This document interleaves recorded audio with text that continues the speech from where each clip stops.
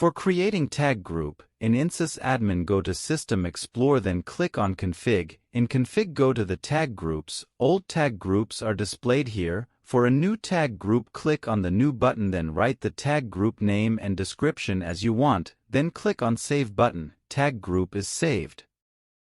For adding tag group for the tags, in System Explorer go to Tags and select any tag. Tag details are displayed here. In tag details, write the tag group name in the field Group Names input text box, then click the outside of the details. Then you can select any other tags and do the same thing for that tags.